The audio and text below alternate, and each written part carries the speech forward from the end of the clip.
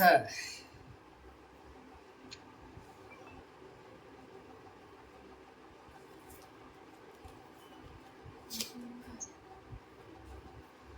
బాగుంది.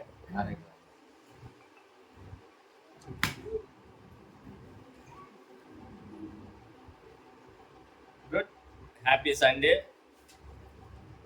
Praise the lord.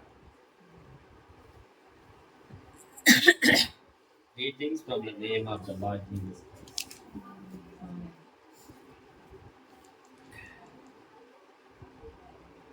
కొన్ని సంఘటనలు మన జీవితంలో జరిగినప్పుడు ఆశ్చర్యం కలిగిస్తాయి. కొన్ని సంఘటనలు మన జీవితంలో జరిగినప్పుడు బాధ కలిగిస్తాయి. అప్పుడు మనం బేరీజ్ చేసుకుంటాం. బేరీజ్ అంటే మనము ఆలోచించుకుంటాం, ఎందుకు ఈ విషయాలు మన జీవితంలో జరుగుతాయి. కొన్ని నెలల క్రితం లారీ వాళ్ళ స్కూల్ దగ్గర టిప్పర్ లారీ కింద ఒక బాబు చనిపోయి తల వేరుపడ్డప్పుడు 4 ఏళ్ళ 5 ఏళ్ళ పిల్లోడికి అలా జరగటానికి కారణం ఏంటి? ఇప్పుడు వాళ్ళ అమ్మ నాన్న ఏమన్నా పాపం చేసిరా? ఎగ్జాంపుల్ అంటే ఇతరులకు వచ్చే ఆలోచన, వాళ్ళ అమ్మ నాన్న ఏమన్నా పాపం చేసిరా, చేయరాని తప్పేమన్నా చేసిరా, ఆ పిల్లోడికి అలా ఎందుకు జరిగింది, వాళ్ళు ఎందుకు ఆ బిడ్డను కోల్పోవాల్సి వచ్చింది, ఒక బిడ్డను కోల్పోతే దాని దుఃఖం ఎలా ఉంటుంది అని ఆలోచించుకుంటాం.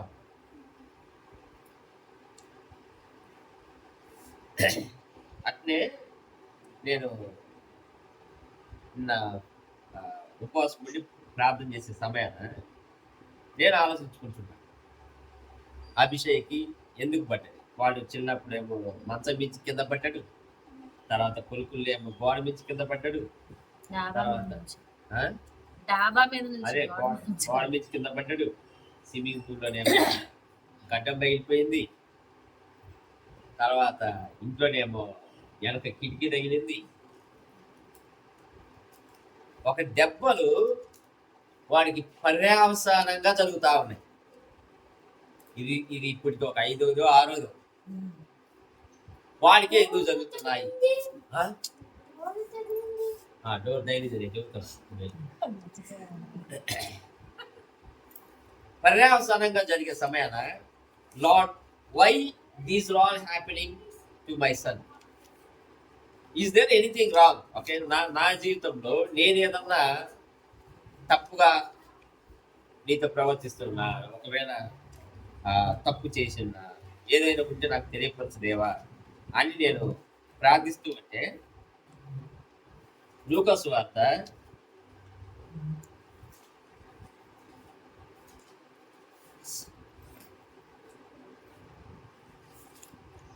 13వ అధ్యాయం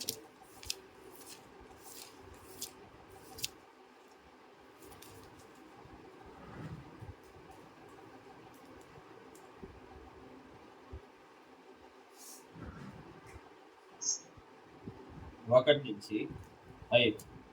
పిలాతు గలిలయులైన కొందరు రక్తము వారి బలులతో కలిపి ఉండెను.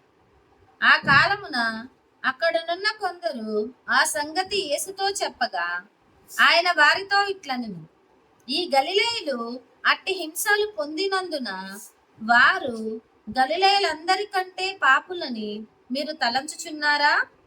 కారని మీతో చెప్పుచున్నాను, మీరు మారు మనస్సు పొందని ఎడల మీరందరూ అలాగే నశింతురు. మరియు సిలోయములోని గోపురము పడి చచ్చిన ఆ 18 మంది యెరూషలేములో కాపురమున్న వారందరికంటే అపరాధులని తలంచుచున్నారా? కారని మీతో చెప్పుచున్నాను, మీరు మారు మనస్సు పొందని ఎడల మీరందరూ అలాగే నశింతురు. ఓకే, మీకు క్లారిటీ అర్థమైందా? ఇప్పుడు కొంతమంది కార్ యాక్సిడెంట్ జరుగుతూ ఉంటాయి. కొన్ని ఏళ్ల క్రితం మనం చూసిన ఓల్వో కారు, ఒక ఫ్యామిలీ కొత్తది కొన్నారు, ట్రావెల్ చేస్తున్నారు, ఒక ట్రక్ పడ్డది, కనీసం ఆ ఓల్వో కారులో ఒక్కళ్ళు కూడా మిగలలేదు. ఎందుకు? అంత కొత్త కారు తీసుకొని వాళ్ళు ప్రయాణం చేస్తున్న సమయాన ఆ ఫ్యామిలీ మొత్తము ఒక్కళ్ళు కూడా బ్రతకకుండా దేవుడు తీసేసినాడు అనే క్వశ్చన్ మార్క్ వస్తుంది. ఇప్పుడు ఆ చిన్నపిల్లోడిని కూడా దేవుడు ఎందుకు తీసుకెళ్ళిండు? ఆ కుటుంబానికి దుఃఖాన్ని ఎందుకు మిగిల్చిండు? కేరళలో ల్యాండ్ స్లైడ్ జరిగినప్పుడు నిద్రపోతారు కొంతమంది ఇళ్లలో నిద్రపోతారు. ల్యాండ్ స్లైడ్ జరిగింది, కొన్ని గ్రామాలే కొట్టకపోయినాయి. ఇప్పుడు బురదలో ఇరుక్కున్నారు, రాళ్ళలో ఇరుక్కున్నారు, కొంతమంది కొన ఊపిరితో ఉన్నారు. వాళ్ళు ఎక్కడున్నారో వాళ్ళు ఎవరికి అర్థం కావట్లేదు, రెస్క్యూ టీంకి కూడా. అటువంటి సిచ్యువేషన్ జరిగినప్పుడు మిగతా వాళ్ళు అనుకునేది ఏంటంటే, వీళ్ళకు ఇటువంటిది ఎందుకు జరిగింది? వాళ్ళు ఏమన్నా పెద్ద పాపం చేసిర్రా, దేవుడికి వ్యతిరేకంగా చేసిర్రా? ఇప్పుడు మనం సొడొమ గొమొర్రా నాశనం అయిపోయినది అంటే వాళ్ళు భయంకరమైన పాపం చేశారు కనుక దేవుడు నాశనం చేసినాడు అంటాం, అంతేగా? ఇప్పుడు ఇక్కడ వచ్చేసి యేసుక్రీస్తు దగ్గరికి ఒక పాయింట్ పట్టుకొచ్చారు. ఏమని? పిలాతు బలులు అర్పించేటప్పుడు ఎవరిని అర్పించాడు? గలీలీలను అర్పించాడు. కరెక్ట్ కదా? పిలాతు గలిలయులైన కొందరి రక్తము వారి బలులతో కలిపి ఉండను. కొంతమందిని బలిగా అర్పించండి ఒక విధంగా. ఇప్పుడు వీళ్ళు నిజంగానే దానికి అర్హులు అని మనము తీర్పు తీర్చగలమా? వీళ్ళు నిజంగానే పాపం చేసారు, ఆ పాపానికి పిలాతు తీసుకువెళ్ళి చంపేసిండు, పర్లా వాళ్ళు చేసిన పాపానికి పిలాతు వాళ్ళ రక్తం చిందించినాడు అని ఇతరులు అనుకుంటుంటే యేసుక్రీస్తు ఇచ్చిన సమాధానం చూడండి. ఏమంటుండు? మీరు మారు మనస్సు పొందని ఎడల మీరందరూ అలాగే నశింతురు. ఇప్పుడు ఏంది?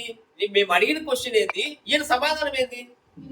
మేము అడిగిందేమో, అయ్యా అక్కడ పిలాతు కొంతమంది గలీలీని బలిగా అర్పించాడు అంటే బలుల్లో ఈయన రక్తాన్ని కలిపిండు అంటే ఆల్మోస్ట్ ఈక్వల్ గా ఈయన చంపేసి ఈయన రక్తాన్ని బలిగా అర్పించేసిండు. మరి వీళ్ళు పాపం చేసి దానికి అర్హులు అని మేము తీసుకొస్తే నువ్వనేది ఏంది? నువ్వు పశ్చాత్తాప పడితే గానీ బాగుపడలేవు, లేకపోతే నీకు అదే పరిస్థితి అంటుడు. మేము అడిగిన దానికి సమాధానం చెప్పేదానికి ఎటువంటి సంబంధం లేకుండా మాట్లాడుతుండు. అప్పుడు ఏం జరుగుతుందంటే, ట్రాజడీ అంటే జరిగిన ఆ దుర్ఘటన it's not because of their sin. వాళ్ళకంటే గొప్పగా పాపాలు చేసి ఇంకా జీవంతో మిగిలి ఉన్న మీరు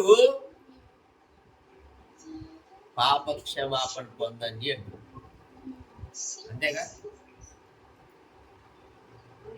చనిపోయిన వాళ్ళు పాపం చేసి చనిపోయినారు అనుకున్న కంటే వాళ్ళకంటే గొప్పగా మీరు పాపాలు చేసి ఇంకా మీరు జీవిస్తూ ఉన్నారు.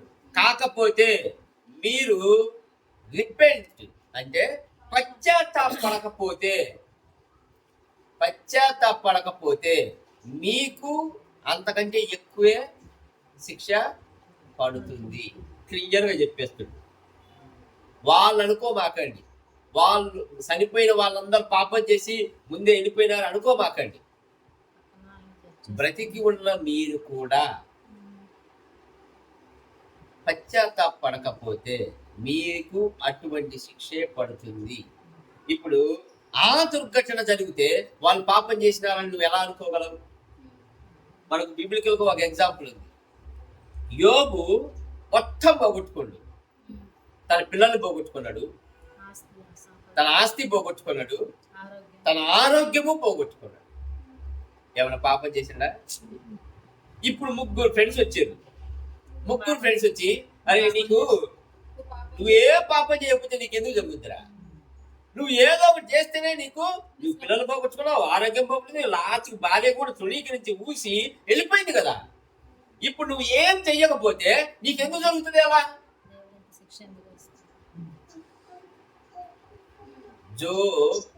యోబు he suffered because of his righteousness.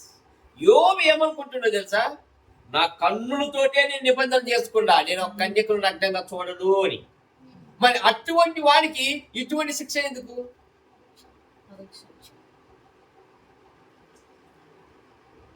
అర్థమవుతుందా మీకు?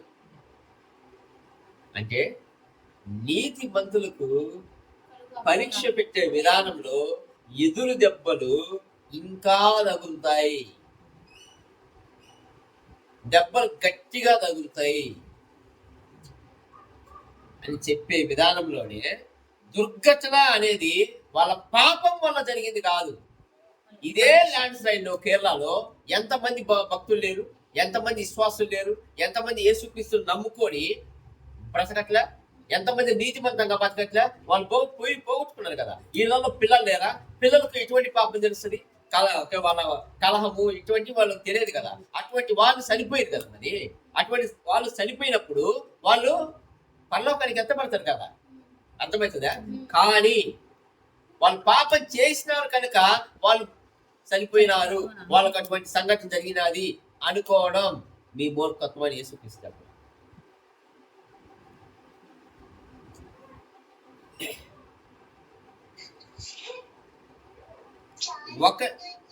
ఒకటి రెండు వచనాలు మొత్తము ఏం చూపిస్తుందంటే, ఏదైనా ఒక దుర్ఘటన జరిగితే ఆ దుర్ఘటన మూలకంగా నువ్వు ఇతరులను న్యాయ తీర్పు తీర్చబాకు, ఇతరులకి న్యాయ తీర్పు తీర్చబాకు. Don't ever think that they have did the sin and they lost their life. ఇది క్లియర్. ఇలా నువ్వు ఆలోచించినావు అంటే ఇప్పుడు నువ్వు పశ్చాత్తాపడకపోతే అంతకంటే ఎక్కువ శిక్ష మనకు వస్తుంది అని యేసుక్రీస్తు. రెండో ఉదాహరణ కూడా ఆయన చెబుతాడు. ఏమని? యేసుక్రీస్తు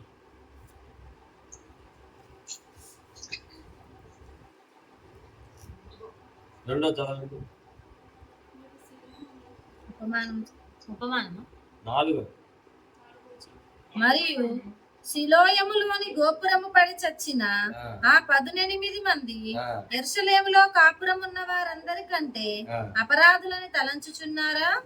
కారని మీతో చెప్పుచున్నాను. కారని క్లియర్. అపరాధులా వాళ్ళు. ఇప్పుడు ఒక టవర్ పడ్డది, చచ్చిపోయారు 18 మంది చచ్చిపోయారు. 18 మంది చనిపోతే వాళ్ళు పాపం చేసిన కనుక వాళ్ళు చనిపోయినారు, ఆ టవర్ పడ్డది అని అనుకుంటున్నా మీరు? వాళ్ళ అపరాధులను మీరు ఎంచుకుంటున్నారా? కాదు. ఇక్కడ క్లియర్గా ఆయన చెప్పేదంటే లైఫ్ ఈజ్ అన్సర్టైన్. నేను ఉదయం మార్నింగ్ చెప్పింది ఏమంటే, నువ్వు ఈ రోజు కనుక దేవుణ్ణి ప్రార్థించడం మర్చిపోతే దేవుడు ఏదో ఒక రోజున నిన్ను నిద్ర లేపడం మర్చిపోయినాడు అనుకో, అయిపోయా, యు ఆర్ నో మోర్. అందుకే కృతజ్ఞతగా ఉదయాన్నే దేవుడు నిన్ను నిద్ర లేపినాడు అంటే కనీసం ప్రార్థన కృతజ్ఞత చెయ్యి. దేవుని కృతజ్ఞతగా బతుకు. దేవుడు మర్చిపోయినాడు అనుకో, నేను ఉదయం లేపడం ఏముంది, నేను నట్టింట్లో పెడతాను అంతేగా. ఇంకొక రోజు ఉంచుతారు, మట్టిలో పూర్తి చేస్తారు, అయిపోయా. Your life is uncertainty. Your life is a present. There is no guarantee. కనుక ఎవరైతే మనకంటే ముందు చనిపోతారో, ఎవరైతే దుర్ఘటనలో మనకంటే ముందు చనిపోతారో వాళ్ళ జీవితం అంతటితో క్లోజ్ అయిపోండి. అంతటితో క్లోజ్. దేవుడు కంప్లీటెడ్. ఏదో ఒక రోజు మనకు పిలుపు వస్తుంది, ఏదో ఒక రోజు మనకు పిలుపు వస్తుంది. ఆ పిలుపుకు నేను రెడీయా? ఎందుకు? ఇప్పుడు జేమ్స్ 4:14 మన లైఫ్ ఎలాంటిదో వివరిస్తాడు చూడండి. యాకోబు రాసిన పత్రిక 4:14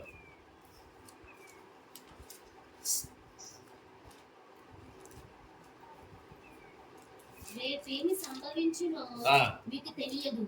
మీ జీవితం ఏ పాటిది? మీరు కొంతసేపు కనబడి అంతలో మాయమైపోవు ఆవిరి వంటి వారే.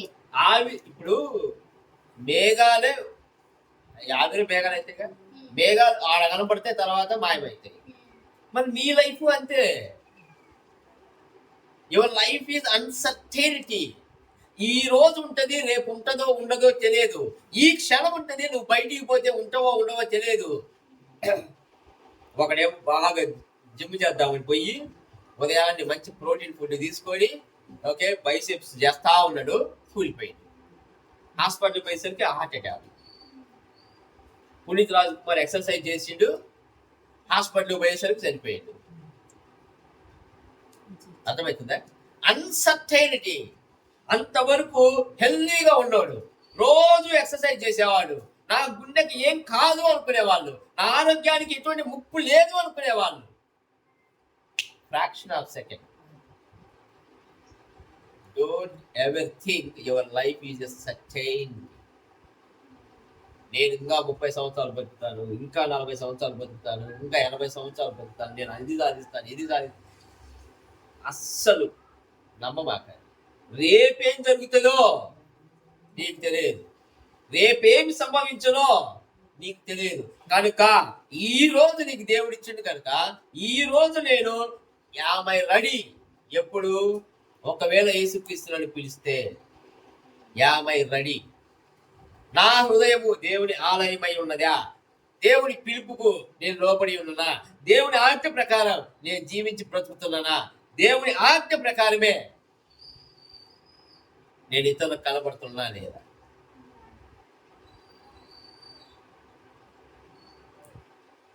పంతొమ్మిది 1912లో టైటానిక్ అని ఒక ఓడ తయారు చేశారు. టైటానిక్ అని ఒక ఓడ తయారు చేశారు. ఏమని చెప్పిండు ఆ ఓడ తయారు చేసిన వ్యక్తి? అన్సింకబుల్.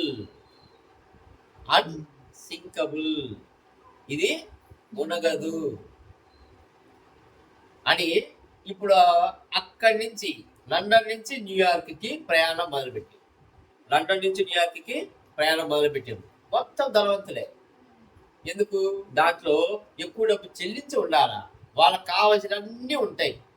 వాళ్ళకి కావాల్సిన మందు ఉంటుంది, వాళ్ళకి కావాల్సిన బార్ డ్యాన్స్ ఉంటుంది, వాళ్ళకి కావాల్సిన 5 స్టార్ హోటల్ ఫుడ్ ఉంటుంది, విందు వినోదం అన్నీ కలిపి ఉంటాయి. ఎందుకు?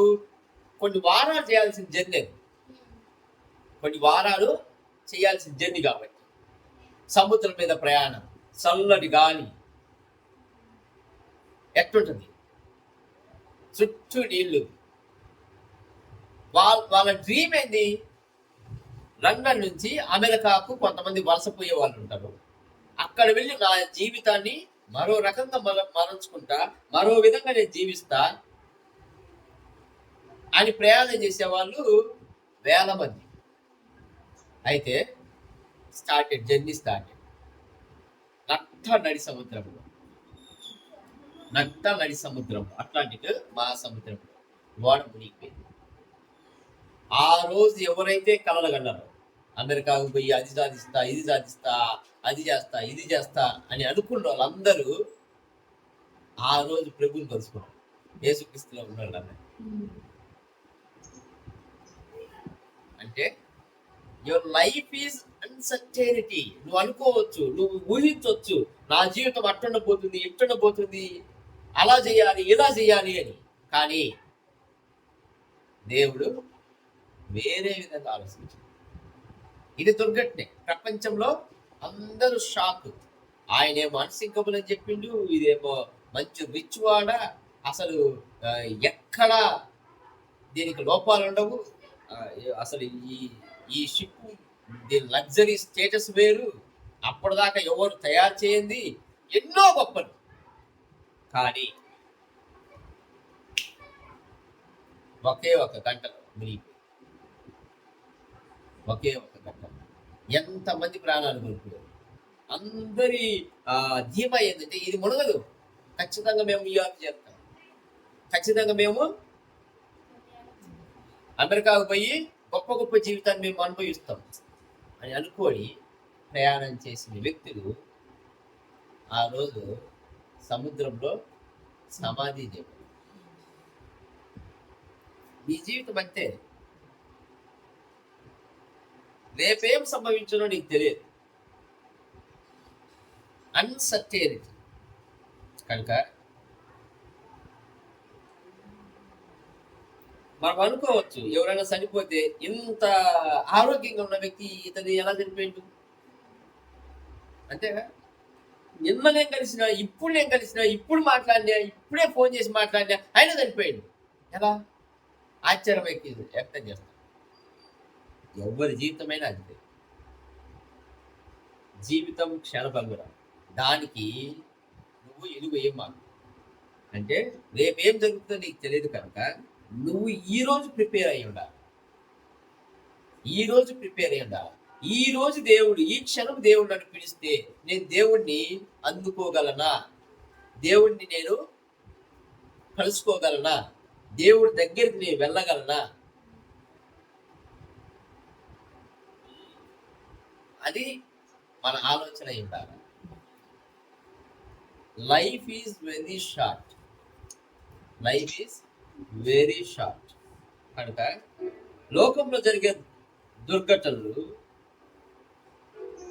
భూకంపాలు, ల్యాండ్ స్లైడ్స్, ఫ్లడ్లు, వీటిల్లో చనిపోయిన వ్యక్తులు అందరూ పాపం చేస్తేనే చనిపోయినారు అనుకోవడం మన పొరపాటు. ఏమైనా మనకి ఎదురు దెబ్బలు తగులుతున్నాయి అంటే దేవుడు పరీక్ష పెట్టచ్చు. నువ్వు నిలబడతావా లేదా అని పరీక్ష పెట్టచ్చు. ఈ దెబ్బలు తగులుతున్నాయంటే ఎందుకు దెబ్బలు తగులుతున్నాయి? ఏమన్నా నా లోపం ఉందా? నేను ఇంకా ఏమన్నా దేవుడికి వ్యతిరేకంగా పాపం చేసినా అని అనుకోవాల్సిన అవసరం లేదు. God is very clear. అయితే దానికంటే ముందు 2 సార్లు ఇదే 4 వచనాల్లో యేసుక్రీస్తు ఏం చెబుతాడంటే, unless until you repent, you too will perish. చదవండి. 2 సార్లు చెబుతాడు. 5వ వచనం. ఆయన మన యందు నివసింపజేసిన ఆత్మ. 4:5 యాకోబు కాదా? సింక్లో ఉండాలి. మీతో చెప్పుచున్నాను. ఏం చదువుతుంది? లూకా 13:5. కానని మీతో చెప్పుచున్నాను, మీరు మారు మనసు పొందని ఎడల మీరందరూ అలాగే నశింతురు. ఇది 2వసారి చెప్పడం. యేసుక్రీస్తు దగ్గరికి ఏమో 2 పాయింట్లు వాళ్ళు పట్టుకొచ్చారు. ఏమని? అయ్యా, పిలాతు చేత కత్తివాత పడ్డోళ్ళు పాపం చేసిన కనుక వాళ్ళు దానికి అర్హులు. ఈ శిలోము టవర్ పడిపోయింది, వాళ్ళు చనిపోయింది 18 మంది, వాళ్ళు దీనికి అర్హులు అని ఫిక్స్ అయ్యారు. కానీ యేసుక్రీస్తు చెప్పేది ఏంటి? నువ్వు అవి పక్కన పెట్టు. నువ్వు రక్షణ పొందినవా లేదా? వాళ్ళ గురించి నువ్వు ఆలోచించమా. నువ్వు పశ్చాత్తాప పడకపోతే నీకు అంతకంటే ఎక్కువ.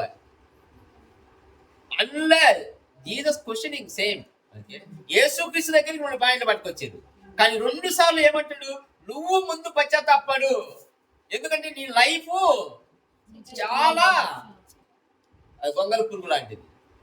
కనుక నువ్వు పశ్చాత్తాపడకపోతే అంతకంటే ఎక్కువ శిక్ష నీకు పడుతుంది. నీ హృదయం పరిశుద్ధంగా ఉందా లేదో చూడు. ఇతరులను నువ్వు జడ్జి చేసే ముందు, ఇతరులకు నువ్వు న్యాయ తీర్పు తీర్చే ముందు నీ బ్రతుకులు నువ్వు సరిగా ఉంచుకో.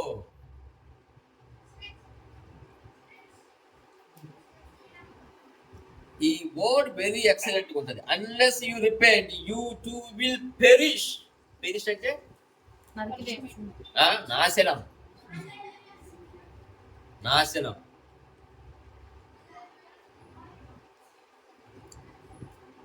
ఏంటిది పశ్చాత్తాపం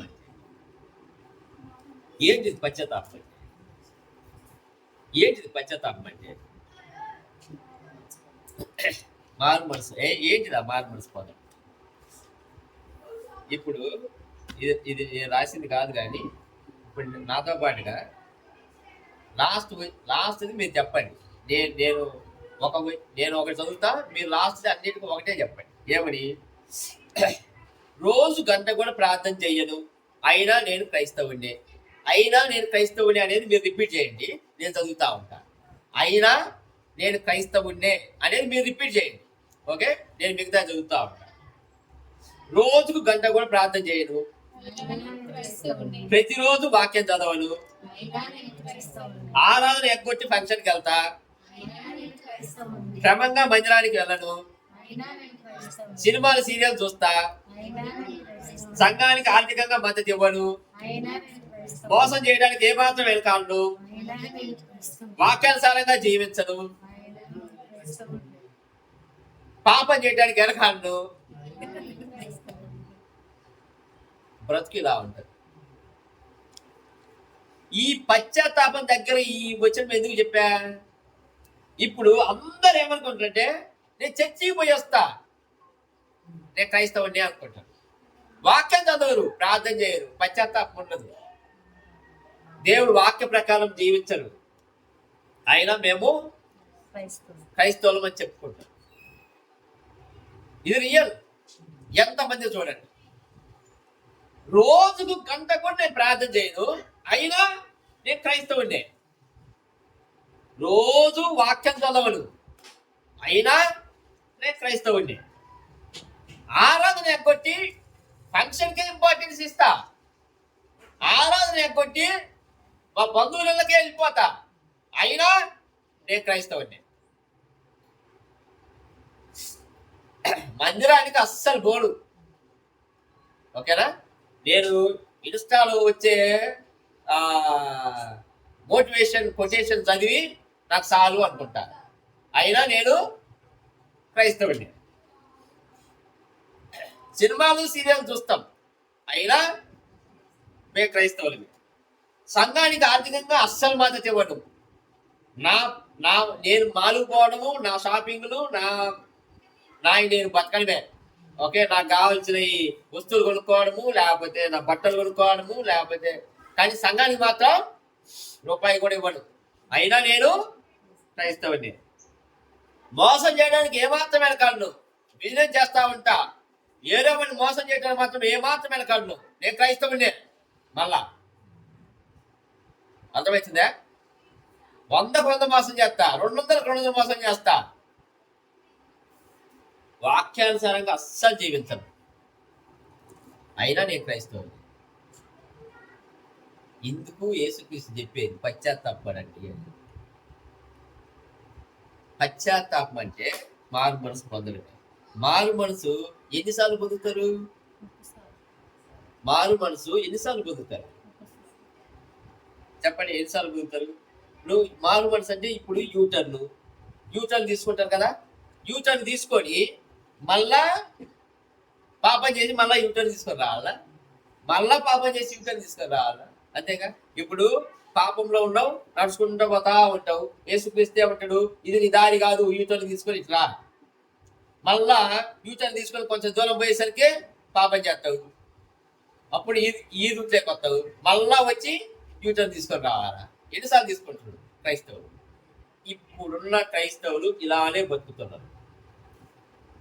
ఇప్పుడున్న క్రైస్తవులు ఇలానే బతుకుతున్నారు. కాకపోతే దేవుడు అడిగేది ఏంటంటే turn away from the sin permanently. Turn away from the sin permanently. పాపం నుంచి నువ్వు విడుదలకపోతే నీ జీవితంలో పశ్చాత్తాపం లేదు.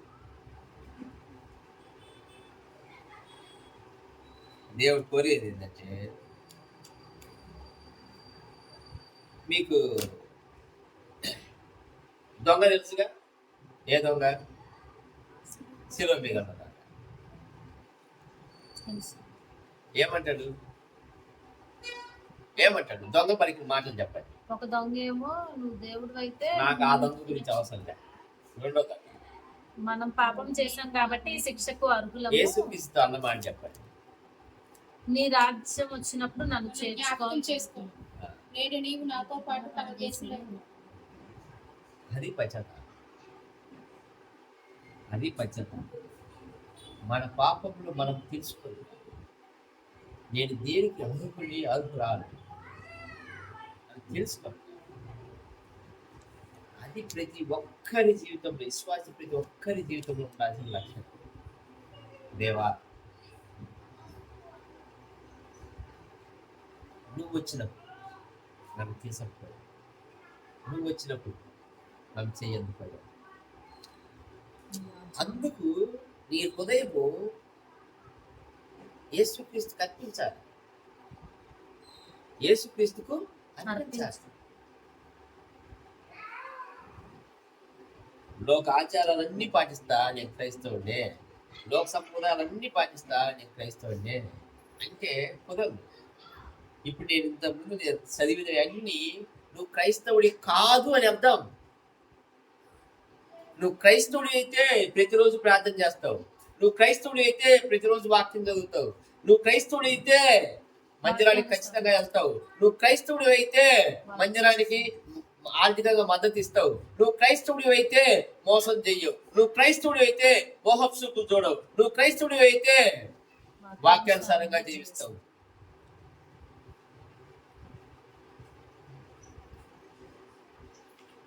నువ్వు క్రైస్తవుడిగా జీవిస్తే దేవుడు ఏ మూమెంట్ లో పిలిచినా, ఎందుకు జీవితం చాలా చిన్నది, రేపేం సంభవిస్తుందో మనకు తెలియదు కనుక అలా వెళ్ళిపోతాం. అలా వెళ్ళిపోయినప్పుడు యేసుక్రీస్తు దగ్గరికి పోవాలి. ఇప్పుడు ఆ దొంగ రియలైజ్ అయింది, నేను నిజంగా పాపిని ప్రభు, నీ రాజ్యం వచ్చినప్పుడు కొంచెం కనికరం చూపించయ్యా, దేవుడికి కావాల్సిన నా తగ్గిప్పే. ఎవరినైనా నువ్వు తప్పు చేసినావంటే ఏయ్ నేనేం చేసినా, నే ఆడ చేసినా, నీ ముందు నీ తప్పులు నువ్వు చూసుకో, ఇలా మాట్లాడు. ఎవరైనా నిన్ను ఒక తప్పు చేసినావని అన్నప్పుడు నిజంగా నేను చేసిందా లేదా ఆలోచించుకో. ఆ తప్పు నిజంగా నాలో ఉంటే క్షమాపణ పొందటానికి నొప్పేది, పశ్చాత్తాప పడటానికి నొప్పేది. ఉంటే క్షమాపణ పొందితేనే కదా రేపు దేవుడిని తీసుకెళ్ళేది. నీ హృదయంలో అదే పెట్టుకొని నువ్వు రివర్స్ క్వశ్చన్ వేసినావు అనుకో, దాన్ని వేషధారం, దాన్ని వేషధారంలో పరలోకంలో చోట్లేదు. వేషధారులకు పరలోకం. నువ్వు ఎవరైనా నీ హృదయంలో ఒకటి ఉండి బయట ఒకటి పలికితే నువ్వు వేషధారివే. ఏదైతే హృదయంలో ఉన్నది అదే పలకగలగాల. అప్పుడు దేవుడికి నచ్చే మనసు నీ దగ్గర ఉన్నట్టు.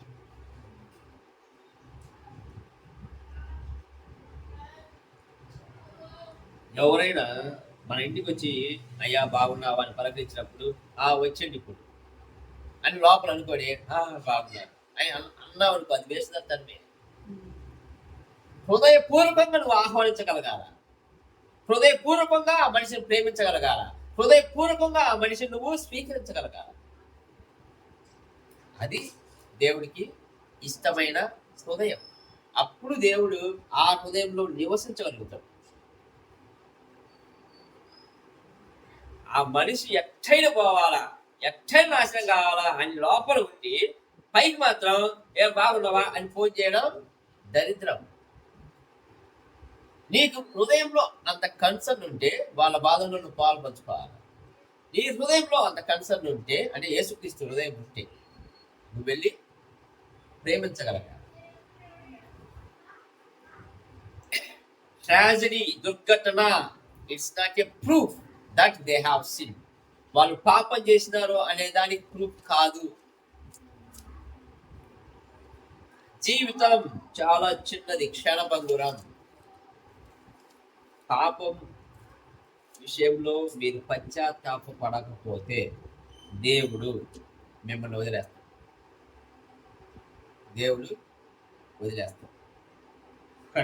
కనుక ఇక్కడ రెండు దారులు మళ్ళా, రిపెంట్ ఆర్ పెరిష్. పశ్చాత్తాపమా నాశనమా అంతే. యేసుక్రీస్తు ఈయన ముందు కూడా రెండే పెడుతుండు. అన్లెస్ యూ రిపెంట్ అంటే నువ్వు పశ్చాత్తాపం పడకపోతే నాశనమే. అంటే నీ ముందు రెండు పెడుతుండు.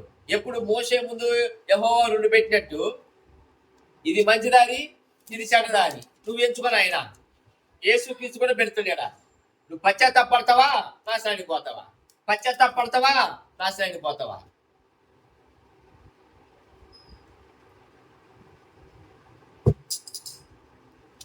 మనకు క్రిస్టియన్గా బతకాలి అంటే ఇప్పుడు మనం చదివిన అన్ని ఏదైతే క్వశ్చన్ మార్క్ వేసుకున్నామో అవి ఒకసారి చెక్ చేసుకోండి. చెక్ లిస్ట్ నేను నిజంగానే రోజు అంటే మొట్టమొదట పశ్చాత్తాపం పొంది రక్షణ పొంది నేను ఉదయాన్నే లేచి ప్రార్థిస్తున్నా లేదా, వాక్యం చదువుతున్నా లేదా, సంఘానికి వెళ్తున్నా లేదా, సంఘానికి మద్దతు ఇస్తున్నా లేదా, వాక్యానుసారంగా జీవిస్తున్నా లేదా, మోసం చేస్తున్నా లేదా, మోహపు చూపులు చూస్తున్నా లేదా, అన్యాయం చేస్తున్నా లేదా, అబద్ధం మాట పలుకుతున్నా లేదా, వేషధారణ జీవితం జీవిస్తున్నా లేదా. చెక్ లిస్ట్ ఇవన్నీ నువ్వు చెక్ చేసుకుంటే వీటన్నిటిలో కరెక్ట్గా ఉన్నావు అనుకో, అప్పుడు పక్కన నేను క్రైస్తవుని, ఐఆమ్ ద క్రిస్టియన్ అని పెట్టుకోవాలా. ఎందుకు? Christian is follower of Christ. క్రైస్తవుడు యేసుక్రీస్తును అనుసరించే భక్తుడు. అంతే. నేను ఆ సంఘానికి పోతా, ఈ సంఘానికి పోతా, ఆ ఇన్స్టాలో ఇంటా, ఆ ఫేస్బుక్లో అది చూస్తా అంటే నువ్వు క్రైస్తవుడివి కాదు. క్రైస్తవుడివి కాదు. కనుక సంఘానికి తెలియజేసేది ఏంటంటే, సంఘంలో ఉన్న ప్రతి ఒక్కరు నేను క్రీస్తును అనుసరిస్తున్నారా లేదా. అనుసరిస్తే ఈ చెక్ లిస్ట్ అన్నీ ఉండాలి. అలా లేని పక్షంలో నాలో ఎన్నో తప్పు ఉంది ప్రభువా, నా తప్పు క్షమి, పశ్చాత్తాపడడం లేదు. పశ్చాత్తాపడి యేసుక్రీస్తుతో మళ్ళా నీ జీవితం పునరుద్ధరణ అంటే మళ్ళా నువ్వు పునర్నిర్మించుకోవాలి. పునర్నిర్మించుకున్నప్పుడు మళ్ళా నువ్వు క్రైస్తవుడిగా రూపాంతరం చెందినప్పుడు అప్పుడు నీలో వెలుగు చూస్తారు, అప్పుడు నీలో సత్యం చూస్తారు, అప్పుడు నీలో మార్గాన్ని ఎత్తుకుతారు ఇతరులు. అది కనుక దిస్ ఈజ్ ఆల్టర్ కాల్. ఎవరైనా నిజంగా నేను వాక్యానుసారంగా జీవించడం లేదు అని మీకు అనిపిస్తే పశ్చాత్తాపాల్సిన సమయం ఇదే. రేపటి దినం మీది కాదు. రేపేం సంభవించునో మనకు తెలియదు. కనుక మీరు హృదయం ముందు పశ్చాత్తాపడి, దేవా ఇప్పటి వరకు నువ్వు నన్ను కాపాడినందుకు స్తోత్రం, ఇప్పటి వరకు నన్ను భూమి మీద ఉంచినందుకు స్తోత్రం, కానీ నేను క్షమాపణ అడుగుతున్నాను, నా పాపములు క్షమించి మరలా నీ బిడ్డగా నీ ఒళ్ళోకి చేర్చుకోమని ప్రార్థించాను. మనకు కావాల్సినవి గొప్ప గొప్ప మెసేజ్లు కాదు. మీ దుఃఖములు ఈ రోజుతో పోయినాయి, మీ అపాయములు ఏమి రావు, ఈ కాదు కావాల్సింది. బేసిక్ నేను చెప్పిన చెక్ లిస్టులో ఏమి లేకపోయినా మీరు క్రైస్తవుడు కాలేదు. నువ్వు ఎన్ని మీటింగ్కి పోతే ఏంది, యాడికి పోతే ఏంది, ఎక్కడి నుంచో ఎక్కడికో ట్రావెల్ చేస్తే ఏంది, ఎన్ని ఫేస్బుక్లో మెసేజ్లలో చూస్తే ఏంది, ఎన్ని ఇన్స్టాల్లో చూస్తే ఏంది, దాని కూడా ఉపయోగం లేదు. బేసిక్గా నేను క్రైస్తవుడినే కాదా, క్రైస్తవుని అయితే నేను క్రీస్తుని మాత్రమే అనుసరిస్తా. లోక సంప్రదాయాలను కానీ లోక ఆచారాలను కానీ క్రీస్తుని మాత్రమే అనుసరిస్తా. దీంట్లో మళ్ళా కాంప్రమైజ్ ఉండదు. కాంప్రమైజ్ అయితే నువ్వు క్రిస్టియన్ కాదు. దీంట్లో కాంప్రమైజ్ ఉండదు. కాంప్రమైజ్ అయితే నువ్వు క్రిస్టియన్ కాదు. అదే లూక్ సువార్త 13వ అధ్యాయంలో తర్వాత ఒక దయ్యం పట్టిన స్త్రీ 18 సంవత్సరాల వంగి ఉంటుంది, తర్వాత అన్నీ ఉంటాయి. అయితే అలా అలా వెళ్ళిన కొలది యేసుక్రీస్తు ఏమంటే ఎవరైనా నన్ను అనుసరిస్తే ఈ లోకం అని దేశిస్తుంది. ఈ లోక ఆచారాలు సంప్రదాయాలు వాడికి సంబంధం లేదు. ఎవరైనా నన్ను అనుసరిస్తే వాడి తల్లి వాడి తండ్రి వాళ్ళందరూ ద్వేషిస్తారు. ఎందుకు? వీటన్నిటిని నువ్వు వదిలేస్తున్నావు కదా. రోజు వాక్యం చదువుతావు, రోజు ప్రార్థన చేస్తావు, రోజు ప్రేమిస్తావు, రోజు మందిరానికి వెళ్తావు, తర్వాత అన్యాయం చేయవు, మోసం చేయవు, వ్యభిచారం చేయవు, నరహత్య చేయవు. ఇవన్నీ లోకానికి నచ్చవు కనుక లోకం నిన్ను ద్వేషిస్తుంది. అందుకు దేవుడు నిన్ను పశ్చాత్తాపడమని.